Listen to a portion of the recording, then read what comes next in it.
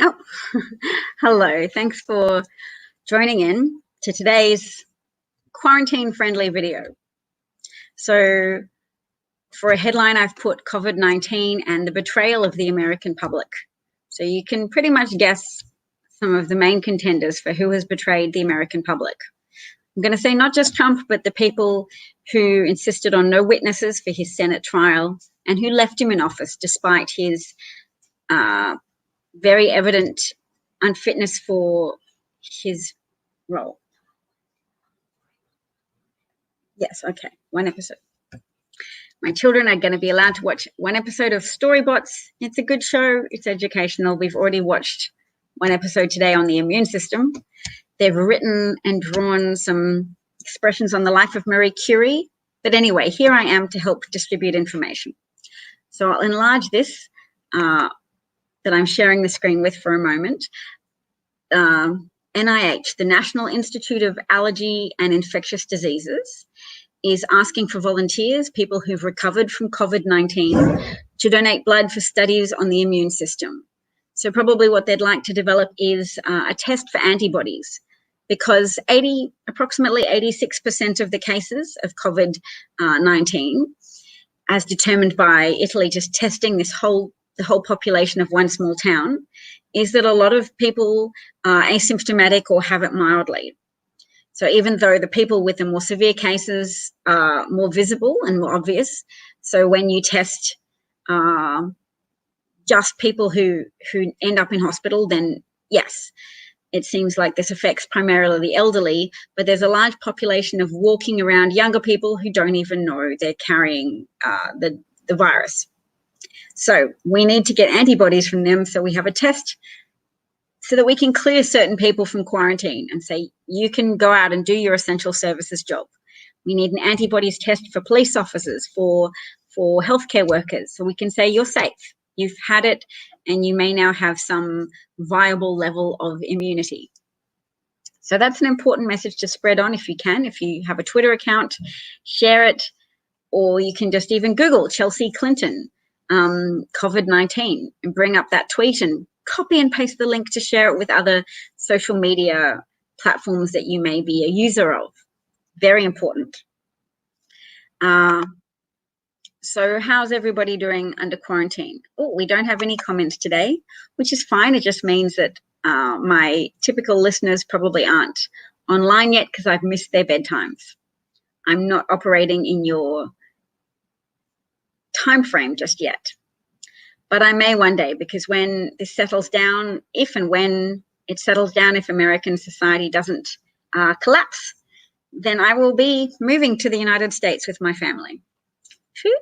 But also, yay, I have an affinity for the American people, for the goodness and kindness of many Americans and their enthusiasm and ebullience and opinionatedness. I like it. Craig says he's doing well. That's good to know, Craig. Excellent. I'm thinking of making some videos to help people homeschooling their children, so reading aloud some stories and showing people how I make a curriculum for a day for 2 young children of differing ages. So if that's useful to you, let me know, because I'm still deciding whether or not I should share that. Italy just announced that after hitting a new record in coronavirus deaths, 475 in a day, they have determined that their hospitals soon will not be able to take new patients. So I'm going to bring up that source. First, I will retweet it, and then I will access it on my Twitter page so that everybody can see it as well and we can have a look together. All right. We're going to have a look at this new breaking story. So,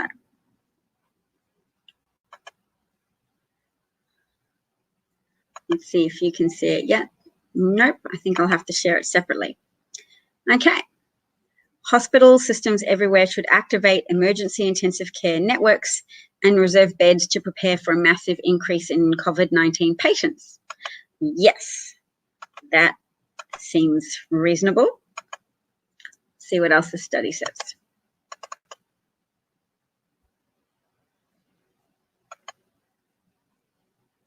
All right.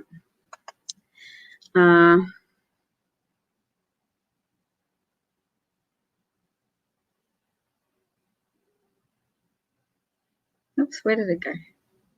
Yeah. Okay. So something published on March the 13th. So it's taken since March the 13th, I guess, to translate and publish this. This has been published by the Center for Infectious Disease Research and Policy at the University of Minnesota. I can share a link specifically to that in the comment section now so that you can all see.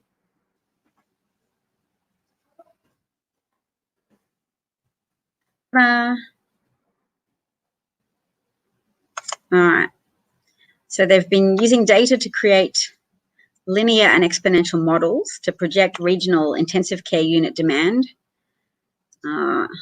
869 patients would require ICU admission by March the 20th, while their exponential model pushed that figure to 14,000. Staggering under outbreak with lack of resources. 25,000 infections have been reported in Italy. Médecins Sans Frontières, the Doctors Without Borders, have announced in a press release that they're working in 4 Italian hospitals where shortages of personal protective equipment have left many healthcare workers exposed to the virus. About 1,700 healthcare workers, which is 8% of the total cases in Italy, are now infected and some have died. Even in high-level European hospitals, we see healthcare workers are overwhelmed, coping with up to 80 ambulances per day, with dramatic shortages of protective equipment that puts them at general risk. Some doctors are forced to wear the same face mask for 12 hours.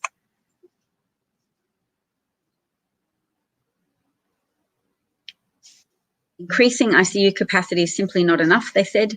More resources should be invested to contain the epidemic. Healthcare systems not organised in collaborative emergency networks should create one, and that strict enforcement of community quarantines is needed. Stronger containment measures are now the only realistic option to avoid the total collapse of the ICU system. So that's what we need to remember, that not only are doctors running short and steps need to be taken to pressure the American government into doing the basic right thing, because Trump has apparently told governors to look for equipment on their own, to find their own ventilators and to find more personal protective equipment sources themselves. There's been a higher need of intensive care in Italy than in China. So 12% of all total identified COVID-19 cases and 16% of all hospitalized patients. So in China, only 5% of hospitalized patients needed intensive care, possibly because China, being a totalitarian society, isn't accurately reporting on the number of hospitalized patients, or there were some patients they didn't bother to hospitalize. But another explanation is that the Italian population is different from the Chinese population, with predisposing factors such as race, age, and comorbidities. All right. So who's living in an area where schools have closed? Schools closing can be very inconvenient for people, but at the same time,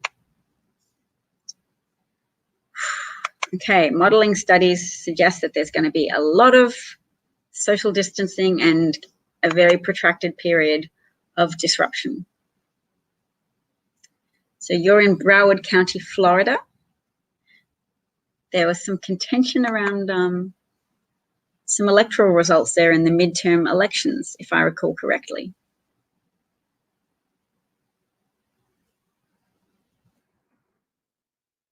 Days to slow the spread.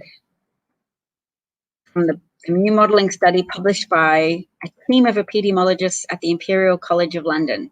It's nice to hear from experts, but the experts' news was not particularly reassuring. Millions of deaths if nothing is done, if little is done. But the actions that they recommended to prevent deaths in order to significantly reduce the amount of deaths so that they're not combined totals of World War II exceeding levels of death, is to have very protracted periods of strongly reinforced quarantine. Suppression requires social distancing measures far longer than the 13 to 14 days that Americans have been told to prepare for. Instead, they would need to be in place for 18 months or until a vaccine is made available.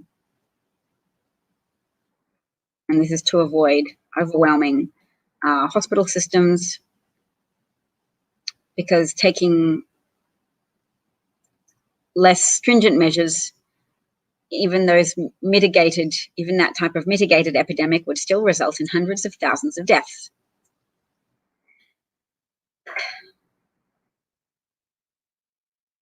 That is going to be difficult.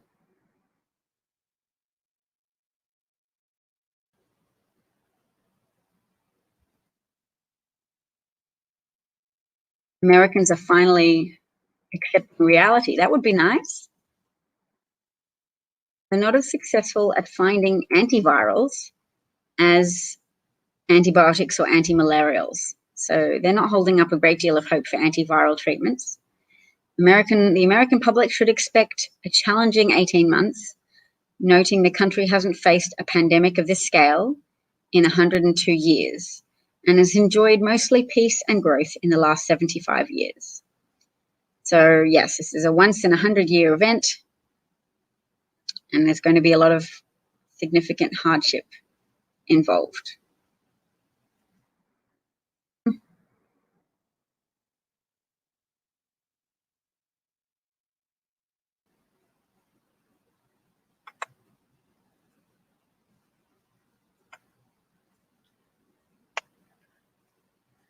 80% of deaths so far in the US have been in those 65 and older.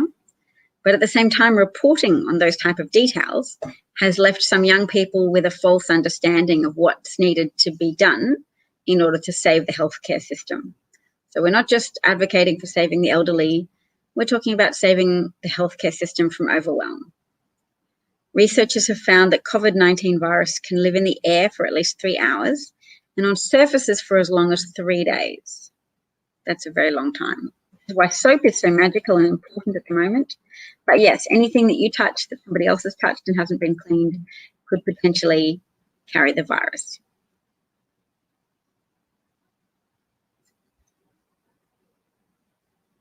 People who survive the virus may have scarring of the lungs. I'm just saying that rather than reading it. All right. That's probably enough from me today. I hope it's been useful.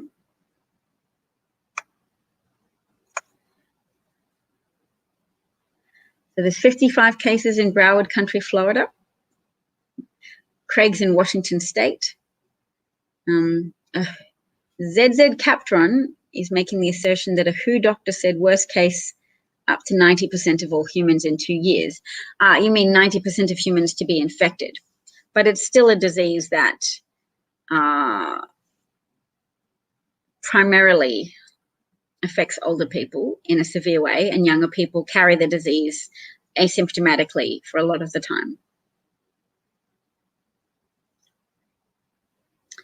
So a lot of people who don't think of themselves as elderly are nevertheless in a precarious position as this virus spreads rapidly around the world, particularly in areas that aren't appropriately enforcing shutdowns. So America doesn't have a uniform quarantine policy as yet so much. What has Trump said now? Don't connect with each other in groups of 10 or be in groups of under 10. There's Brian. His ICU is full. We have ruled out cases tonight. We are rolling out on-site testing in next week. Okay. So when you say we have ruled out cases tonight, you mean you've been able to test some people and say you're not positive for COVID-19? And where ZZ Captron is, he's asserting that there's a 5-year-old girl, and it's not unknown that young children have been affected. It's just proportionately speaking, much more elderly people have been affected than young people. Oh, we've ruled out cases tonight. And what does that mean, Brian? Is it ruling out that people have COVID-19, or is it ruling out being able to treat them? No results yet. Okay.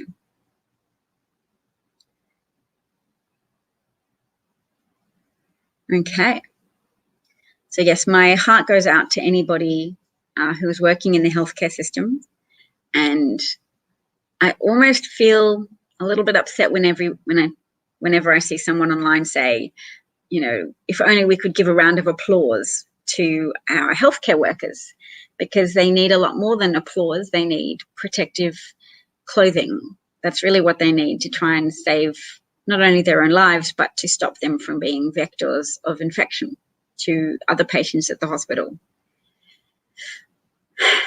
So there's many months of very intensive labor ahead for anybody who works in the healthcare system. And it's not something that they've volunteered for. They weren't expecting a pandemic. It's just something that's been thrust upon them. But we do applaud people who don't run away from a difficult task at hand. So Brian, who's a nurse, is saying it's a scary situation right now, and that I would certainly agree with you. It's a bit terrifying.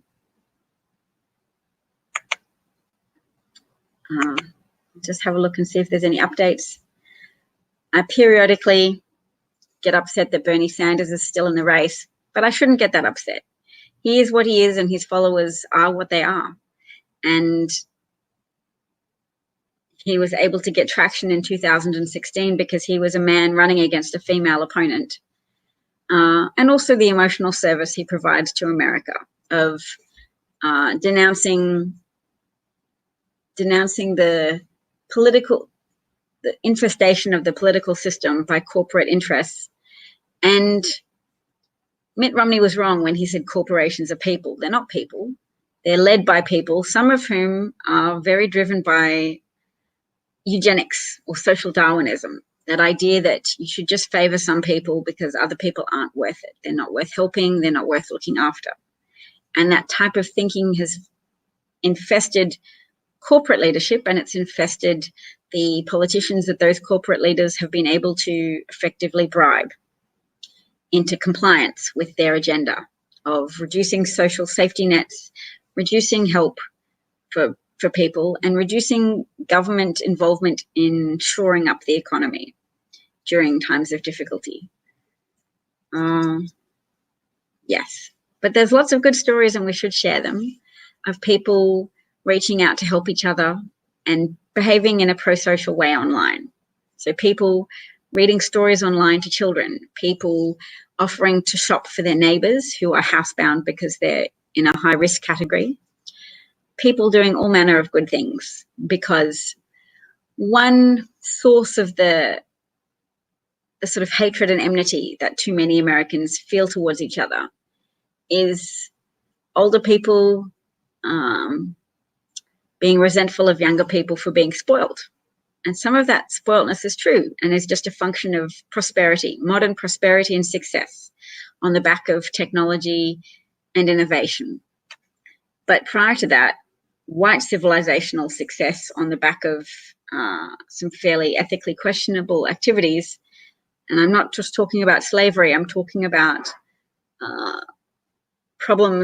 racist problems in government that helped inflict economic injury on people of color for generations, even after slavery had ended, such as the policies of redlining, i.e.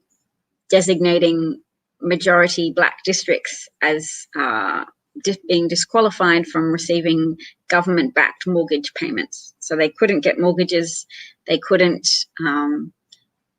buy a house, they couldn't borrow money from the bank to buy a house, nothing they could say about themselves, and no amount of savings they could produce would be enough to erase the districts that the government had drawn and outlined and coloured in red to say no mortgages for people who live here, stultifying whole suburbs and compounding the problems of being denied access to assets that accumulate value over time.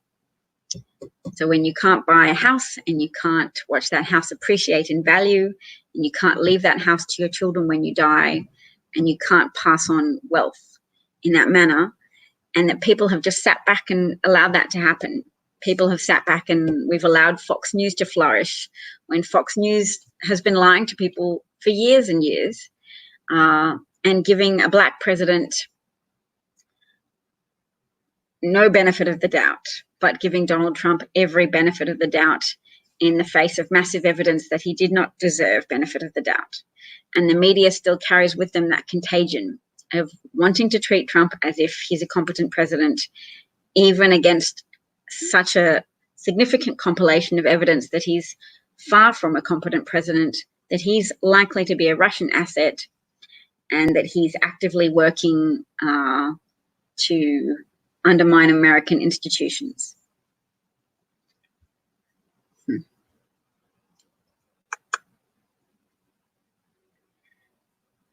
Insurance companies redline. That's unfortunate. Oh, this is very important information. A covered mutual aid society focusing on marginalized people. That's really good. Is that something in your neighborhood? The US moved above France in number of cases now. You have the 6th most cases in the world.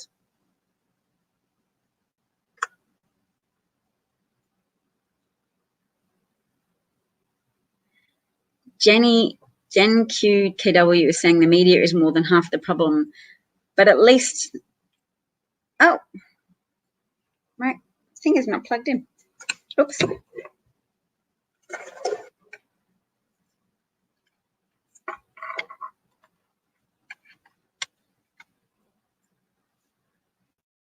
Hello, well, that should improve the sound quality. So it's national, the Covered Mutual Aid Society. I'm very excited about that. How's the sound quality now?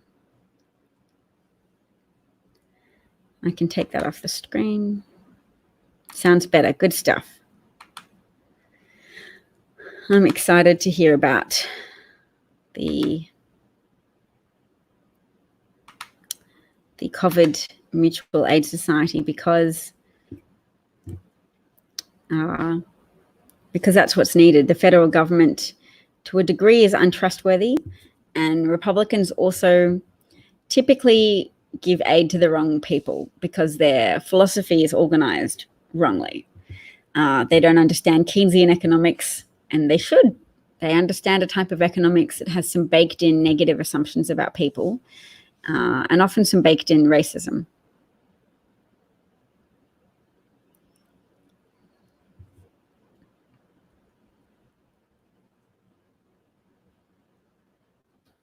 All right. Oh, there we go. We can see Bernie Sanders. What's he doing? Oh. Okay. So Sanders is denying a report that he's ending campaign. Oh, this is a video. Okay. These questions, right? You're running for president, so well, right now I'm running. Right now I'm trying to do my best. All right, we'll start from the beginning. Sanders got heated as he shot down an earlier report from Axios that he was suspending his campaign. Axios Can you hear? It got that report wrong and apologized. Sir, what are you saying to your supporters? There's been all this flurry today. Can you hear? Some of what was said is just untrue. We sent out a statement. what's the time frame? I can't stop with this. I'm dealing with a global crisis. You know, we're dealing with it. You're asking me these questions, right? You're running for president, so Well, right now I'm running. Right now I'm trying to do my best to make sure that we don't have an economic meltdown and that people don't die. Is that enough for you to keep me busy for today? Legislation. Sanders got heated as he shot down an earlier report from Axios that he was suspending his campaign. Axios later said He's very psycho. Oh, you had an earthquake today. Ben McAdams in Utah. Is Ben McAdams a Democrat or a Republican?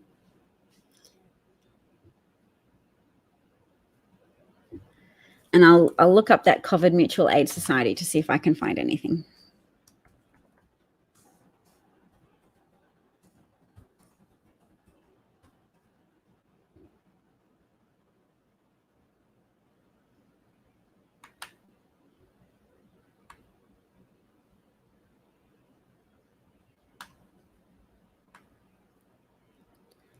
All right, an online group called COVID-19 Mutual Aid has a list of local groups on its website. That's nice. These groups are autonomous and communicate online. Hooray. So if that's functioning internationally, that's a pretty big deal. Okay. So Ben McAdams is the only Democrat in Congress. I'll put it up on the banners system so that everybody can see the address of this COVID mutual support organization list. All right.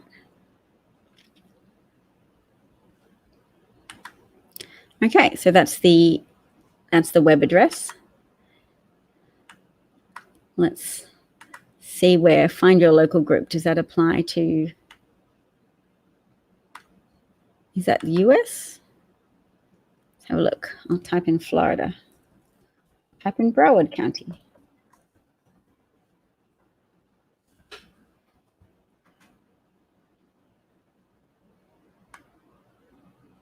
All right, so is this one for the UK or for the, I'll share it with you guys so you can see on the screen as well what I'm looking at.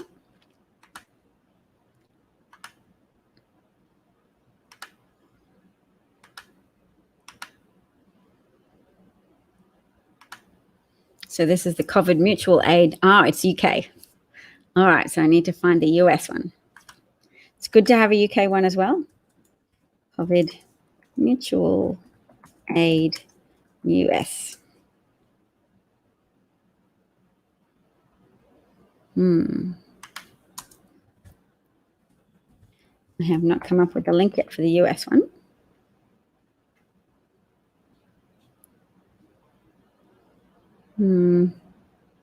Nope, still not finding a US mutual aid society. So if it's not there, we need to make it happen.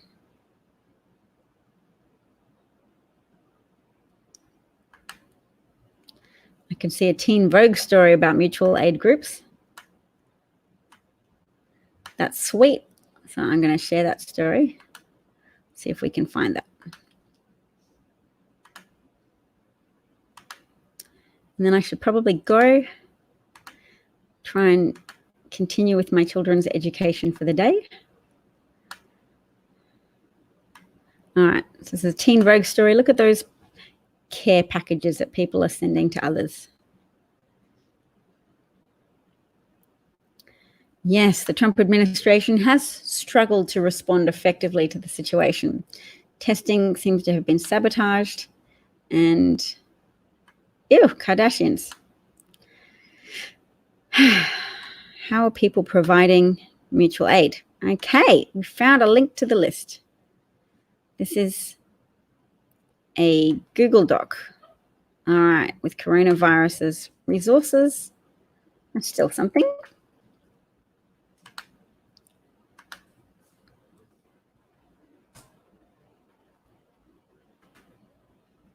There we go. So it's not very easy to type out, but they have the link in the Teen Vogue article. The email address for a contact detail is anarchist agency. Mutual aid and survival. 5 demands posters. What are the demands? Let's have a look at the demands of anarchists. Oh dear. It's funny, if anarchists are doing the best job to organize, then good for them, good for the anarchists. All right, there's some comments I haven't replied to yet. Schools in Florida have been shut down till mid-April, but the governor refuses to shut down beaches. Who's your governor? Ron DeSantis. He's a Republican and he's bad news. And Lev Parnas is a donor. Maybe my kids could study anarchists today. They're studying a lot of things. They've been studying Marie Curie and how her work helped facilitate the creation and use of X-rays, which helped identify areas where soldiers had been hit by bullets and helped facilitate doctors treating those injured soldiers. All right. So that document's still there, but it is a bit difficult. I might take it off the screen. Done. I want one nice COVID mutual aid web link for America, but I still haven't found it. So the UK's got one, but the US is a little more elusive. US Mutual Aid Society. And my thoughts go out to you. Oops. Been covered 10 instead of 19. Let's fix that. I'm still just getting UK links. Where's my US society? All right. Well, I don't think it's looking very likely that my family will move to the US because my husband accepted a job offer. He's going to work remotely for a number of months, and then on the proviso that the situation has stabilized, we'd move across around the middle of the year. But I don't know when this situation is going to stabilize. From looking at what's happening to Italy, have they even peaked yet? But their intensive care units are at risk of just shutting down. So we don't know. We know some projections say millions of Americans could die, not only from the virus, but from failure to receive hospital treatment in the advent of an injury, a crash, a disease, a pregnancy, a labor, etc. So there's some problems. And being honest about it is a while. Marie Curie is an absolute goddess treasure, you say? Yes, she is. And I'm very grateful to the person who gave me a children's book about her life. So when I say gave me, I mean gave our family. All right, chaps. Well, thank you so much for tuning in today. There's big picture and there's small picture look. So if you have anxiety and you're overwhelmed by the big picture prognosis, then turn your attention for a minute to the good things you have going on in a small picture sense, to look at your family. I'm praying in a way that reflects my belief that the act of prayer helps focus the mind on a value system and can help you anchor your character to what you would like to see in the world and what you would like to see in your life. So before I go to sleep, I'm trying to say, thank you for my family. I'm just trying to take a moment to celebrate the things in my life that I'm grateful for, because potential loss is so much closer to all of us at present.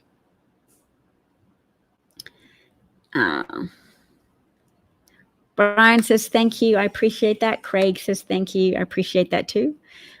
Take care, all of you. Thank you to those who sponsor my work through Patreon. And thank you to those who help me keep this channel relatively free of bots. That's some great work you put in to block and mute trolls. Much appreciated as well. And thank you to my children for saying such hilarious things all the time. I might consider bringing them into some broadcasts. I know there's privacy concerns, but at this point in time, I still think it could be useful to provide a bonding space for parents of smallish children, so that if I read to my children or show how I conduct a classroom outside of their class, that might be useful to people. Oops. So I live somewhere that I don't say, but I used to live in Australia and now I live somewhere more equatorial. And if America doesn't suffer systemic collapse, then I will live in the US.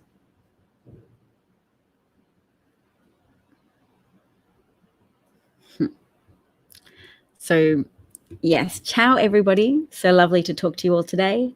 And feel free to direct message me any resources that you think I could share with people on these broadcasts. If you know of any mutual aid websites that spring up, then please share them with me and I will do it. Public pressure is better than we think sometimes at getting things done. It can be hard to bring people on board with just outrage, but when we're clear about what is needed and why, that can help. Oh, that reminds me, one thing I will show you all before we go is a small video. Oh, wow, Australia's just announced Australia's closing its borders to all non-citizens or residents. So anyone who is not a citizen, resident, or close family member of a citizen or resident will be denied entry to Australia, which seems to be a bit about distracting from how community transmission, high levels of community transmission are now occurring, because the number of cases in Australia are high enough for it to be just spread around the people who are already within Australia. Stopping outsiders coming in is less valuable than they might be indicating. That just popped up as an alert on my phone, but what I'm trying to find is a small video. Would I have sent it to my husband? I'm just trying to figure out where it is. No. Nope. Maybe I sent it in a message to myself on Twitter. Let's check that out.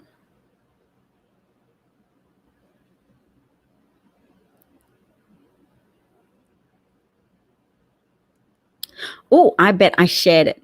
I bet I shared it on my Twitter line, so we'll check that out. If anybody's seen me share a video today.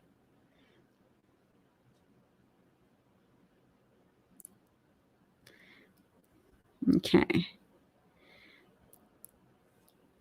What I might do is go to Twitter and scroll down so that you can at least see what I'm doing while I do it.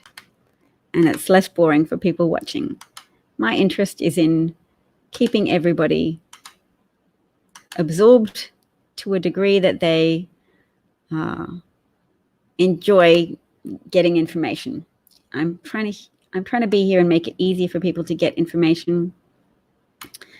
All right. Yes, we've covered already that COVID-19 is pushing Italian intensive care units to collapse. That's me live. Let's just check to make sure you can see what I see. Yes, you are. Scrolling down some more. Chelsea Clinton putting out a request for anybody who's recovered from COVID-19 to contact the NIH. And this is an important, oh, I went too fast. Sorry. This is the picture I wanted you to see. This is a picture, we'll translate it, of military vehicles with the coffins of the coronavirus dead on board that the cemetery in Bergamo in Italy can no longer manage. So these are military vehicles carrying coffins that have overwhelmed the cemetery. That's important to keep in mind because think of all the elderly but also homeless people who are at greater risk of not being able to distance themselves socially, people detained in border camps as well, people in prisons. So the Trump administration's Department of Housing will be suspending all foreclosures and evictions until the end of April, which gives people a brief breathing space but isn't long enough. I don't like the New York Times, but at least they're doing some clear reporting on the gap between Trump's reporting on the virus and reality. So they're examining how Trump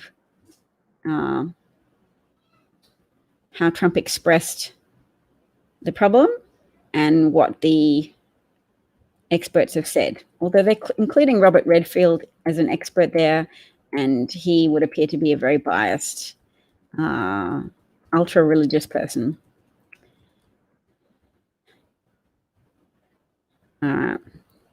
Yes, that's Sanders getting angry. The shortage of face masks is so severe that the CDC is now advising nurses and other healthcare providers that they can use homemade masks like a bandana or a scarf as a last resort. Actually, that gives me an easy scaffold for how I want to present this show. Tell me what you think. But I'm thinking each day I just see my job as presenting the best of political Twitter that I can find, the best of political Twitter and the best of medical Twitter in relation to the coronavirus. For the best of political Twitter, it's noteworthy that security professionals are endorsing a candidate. This breaks with tradition that former CIA people don't usually get together and write and become signatories to a letter saying they endorse a particular candidate, but they've said to endorse Joe Biden to them is a matter of significant national security. Let's not forget that Jared Kushner wanted to be in charge of virus testing, and could it be related at all to the fact that Oscar is a health insurance company co-founded by Joshua Kushner, Jared's brother, which last week launched its own digital portal that helps direct people to virus testing centers. Hillary Clinton points out, very importantly, that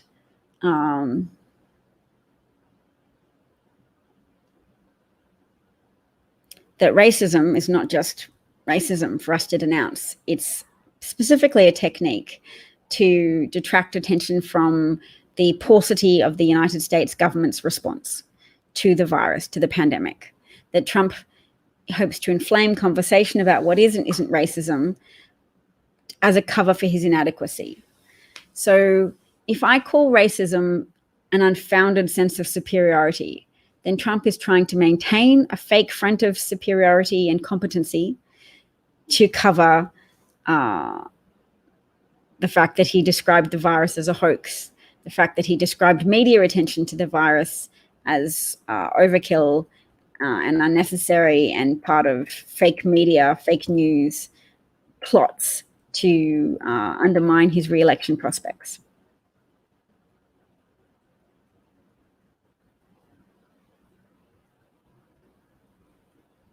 This is a good point. We'll have a quick look. 2 weeks from today, if you go to the doctor and are diagnosed with coronavirus, and for the last 2 weeks you were unaware, you've continued on with life as normal, coffee shops, spin class, restaurants, bars, refusing to even entertain the idea of social distancing because you don't feel sick. You spend a few days on the couch feeling pretty well, crummy, and then you're well again because you're young and healthy and invincible.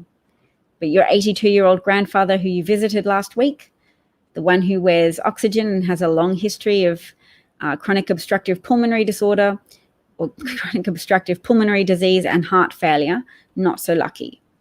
So that's an important reminder that social distancing measures that we adopt are not just for us, they're for our elderly and they're for our healthcare workers.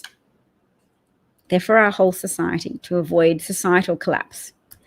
This is the video I wanted to show you all. Okay, here we go. This is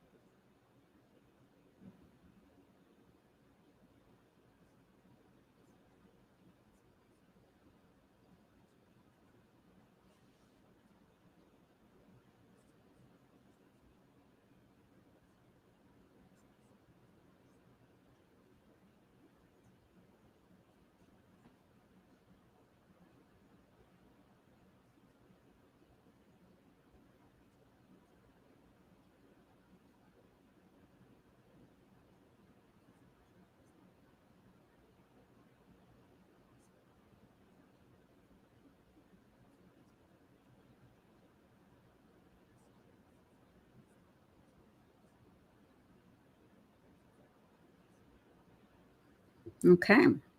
So I don't have a link to any more of that video, but it's a great video.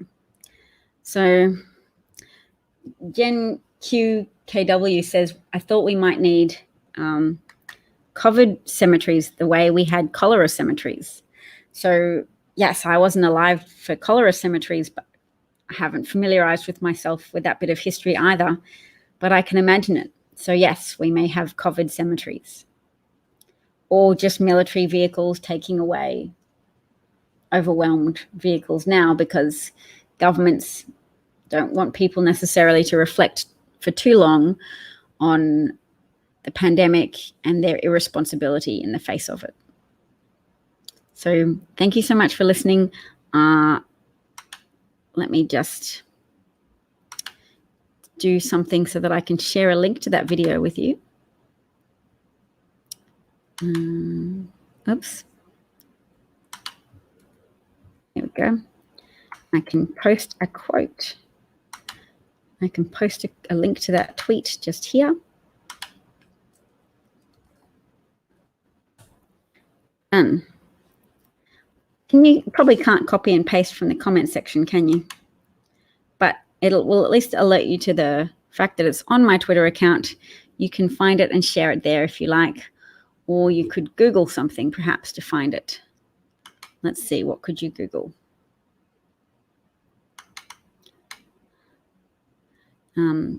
Let's see if we can find another link. Ministry of Health in Singapore.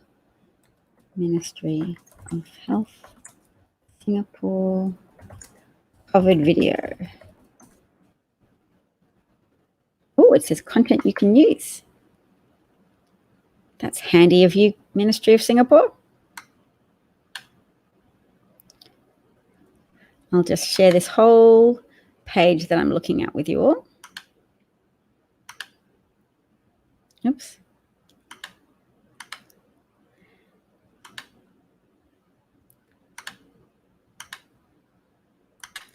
See if we can find a video.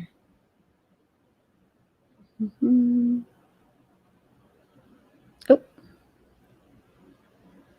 Okay. For the public.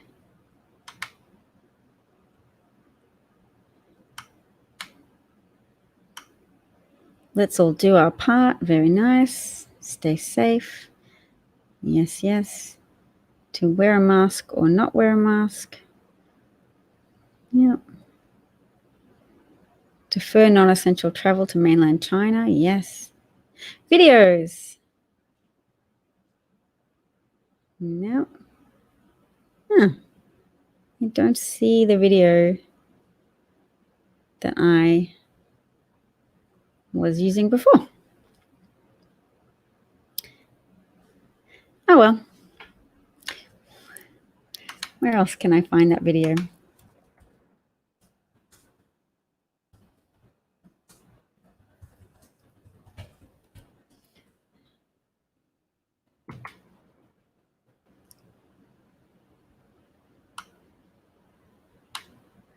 Still trying to find it for you all. Oh, here we go. Share. There we go. I've got copy link. Yes. It's a 4-minute. Oh. Ouch. It's a 4-minute long episode.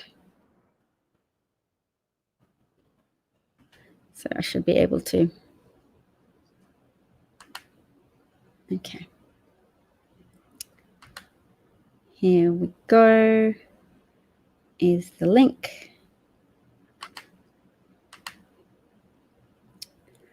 I think this could really make a difference to people if you are able to share this video, because it, no, it's got the wrong link. That is not what I want. That is not what I want at all. Why did you link me to that? Vox.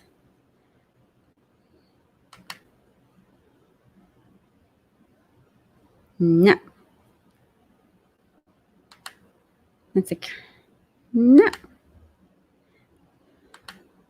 Ah, okay. Every time I'm doing that.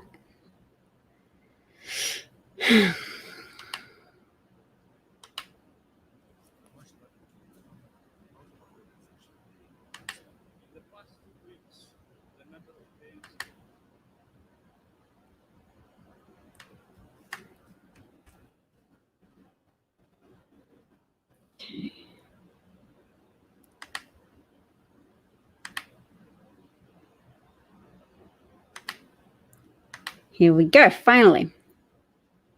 COVID-19 disease had already overwhelmed China, South Korea, Iran, and Italy. And this was a warning to other countries where it was now spreading quickly. In the days and weeks ahead, we expect to see the number of cases, the number of deaths, and the number of affected countries climb even higher. The spread of COVID-19 was no longer something that could be stopped, but we can still slow it down. Can you hear the audio? Act right now. Thank you, Debbie. You're in Southern California. Good to know. Someone with COVID-19 usually develops a fever and a cough. Aches, pains, and other mild symptoms are also possible, but are less frequent. But the severity of those symptoms varies, and for some people who get the virus, you might never show symptoms at all. Based on the data from China, the vast majority of cases are not life-threatening. In 80% of cases, people experience only mild disease, but in 20% of cases, the disease can manifest in a more serious way. It can develop into quite a severe pneumonia where people need to be hospitalized and put on ventilators. Overall, it seems like about 1% to 2% of known cases lead to death.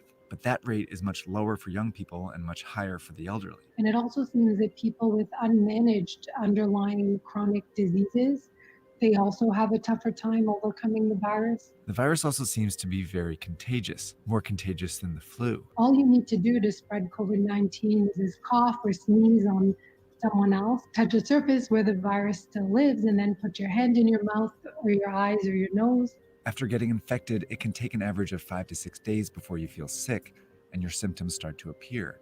But you can already spread it to people in that period, even if you feel healthy.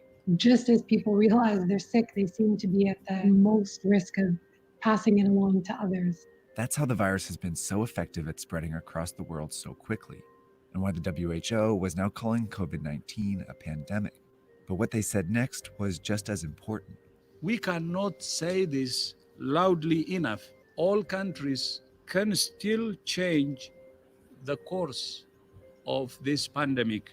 And that depends on something each of us needs to do as individuals. So diseases become really dangerous when everyone gets sick at once and the health system becomes overwhelmed. In any hospital, the capacity to treat patients is limited by how many beds they have. Think of this as the number of beds in your local hospital at any given time. A couple are already filled by patients receiving treatment for things like a car accident injury or a stroke. And this dot represents one person who's healthy and decides to go out like usual. They jump on the subway and head into the office where they catch COVID-19. But they don't feel sick right away and might not for several days. So later they go to a basketball game where they unknowingly infect 2 or 3 more people. Most of these people will have relatively mild cases, but one might be an elderly person with a severe case who will eventually have to go to the hospital. But these 3, who are all infected but don't feel sick, go out again, on the subway, into the office, and then out after work, infecting several more people, 20% of whom will need to go to the hospital. Over a short period of time, this process multiplies the number of people going to the hospital each day. Before long, the hospital is full and a crisis begins. People with severe cases of COVID-19 can't get treatment, and some who could be saved die. Plus, people with other issues can't get treatment either, and some of them die. This surge of severe cases causes avoidable deaths. That's what happened in South Korea, Iran, and Italy, all of which went from 100 to more than 5,000 cases in less than 2 weeks. A lot of people died because they couldn't get into the hospitals. This surge is made up of only severe cases, but it was generated by people who didn't feel sick, spreading the disease in public. Which means the people who can do the most to avoid these unnecessary deaths are these people. And that means all of us. To slow the virus down, you need to act as if you already have it. By avoiding public transportation, the office, crowded places, and even small social gatherings, you decrease your chances of both getting the disease and spreading it. This is called social distancing.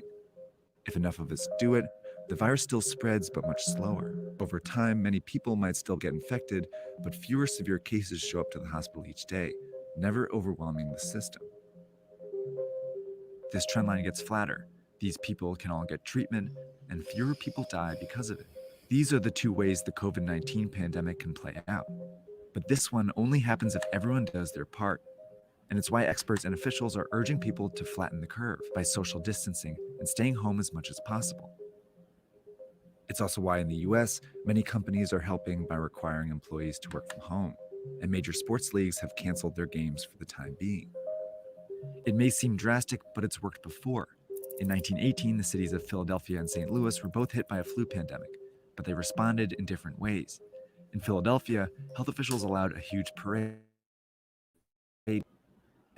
while in St. Louis, officials prepared. They closed schools, theaters, and bars. Philadelphia's hospitals were overwhelmed, and many more died as a result. But St. Louis was able to avoid those excessive deaths. 100 years later, these are the two scenarios we face. A difference not in whether you get the coronavirus, but when you get it. That could mean the difference between life and death, maybe for someone you know. But we have to act now.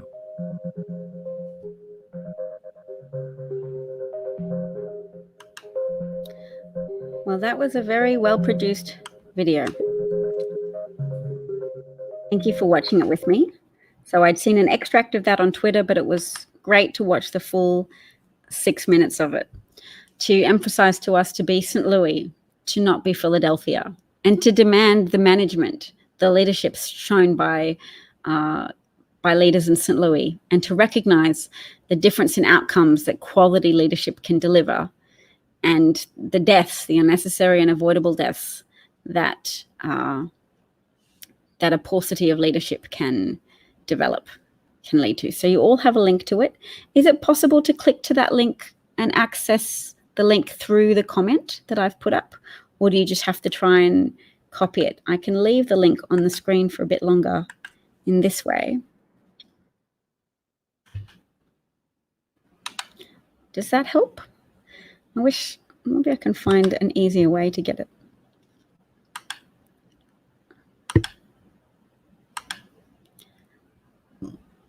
I know, you can use the title, Vox, Why Fighting the Coronavirus Depends on You. Okay, I'll put that up instead. Vox. Vox is the publication that's produced the video. Why fighting the coronavirus depends on you.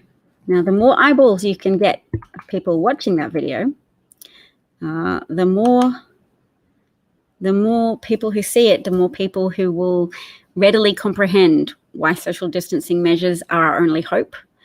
The more people who will have been walked through the logic with those very effective graphical illustrations of how a lot of transmission occurs through asymptomatic or mild cases, and how without widespread testing, social distancing is the only way we can avoid the spread of it or mitigate the spread of the disease enough to at least lower the number of people who will be excluded from the hospital system, who will need the hospital system, the number of people left to die on the sidewalk outside a hospital. Can you imagine? It's going to be a lot of people. So if you have a pregnant friend, if you have a child that could accidentally hurt themselves and require a hospital visit, and I'm a parent, I've taken my children to hospital, it happens. If you have anybody that was fine because they could get a hospital bed, because they could go to an emergency department and get access, and because there weren't people spilling out into the corridors, on people on respirators, people close to the end of their lives, or people just who can be saved if they can get a place in an intensive care unit. Don't be one of those heartless young people saying this is inevitable. People over 60 are just going to die at that 18% death rate. Don't make it be inevitable. Don't be Thanos. Be be St. Louis. Be the citizens of St. Louis. Be the leaders of St. Louis. Work with those directives and demand those directives. Demand that schools be closed, that bed capacity be increased, that ventilators be invested in, that people be urgently trained online on how to operate ventilators. And also so that millions don't die from impoverishment, also try to find and join a COVID mutual aid society in your region. And if they haven't started a web page for that yet, find a tech person you know. Find a Twitter account. Find Elon Musk and say, not Elon Musk, somebody better. Who's the guy who married Serena Williams? Dinashian. Alex Dinashian? I don't know his name. Find his Twitter account and beg him to start a website. Beg anybody to start a website to help people find a mutual aid COVID society in their district so that they can start helping people facing hardship, and that the government can be prevailed upon to do more than provide $2,000 for a family. They need to provide ongoing payments to families, not means tested, because we can't discriminate. If you get a payment that you don't need, donate it to your mutual aid society in your neighborhood or in another neighborhood. But everybody has to get it, because you can't delay, you can't hamper something like that. It has to go out as quickly as possible. So you've just got to facilitate indiscriminatory payments that go out to millionaires as well as to poorer people, and know that impoverished people are a substantial section of the society, of our societies. People who are hurt by the COVID crisis are the majority of people. We're all connected to somebody, some wage earner, who is going to be hurt and impacted negatively by this crisis, if not today, within the next week or so. So, there's some comments that I haven't seen. Let's go to comments. Screenshot, copy and paste. You saw a video today from a doctor that did a study in 2006 on how to put 4 people on 1 ventilator. Hopefully it can help. So that banner, I might modify that banner. Google, search YouTube. Vox.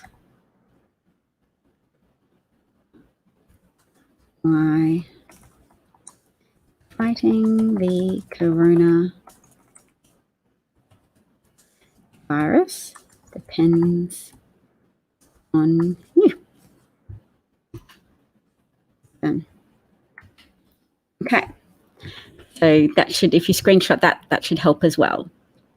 So thank you so much for watching, everybody. I've been talking for an hour. It's not that unusual for me, but my kids' lunchtime has exceeded lunchtime. Okay, thank you so much. All the rooms in your hospital are private though. So you can't put people on 1 ventilator because they're all in different rooms. Maybe they'll be trying to cram more than 1 person into the private rooms though. So maybe they'll be able to fit 2 or 3 people on 1 ventilator if it comes to that. Thank you, Debbie. Thank you, Brian. Thank you, Jen. You're all very welcome, and wishing you all the best. Good luck to us. Good luck to all of us. Thank you. Bye.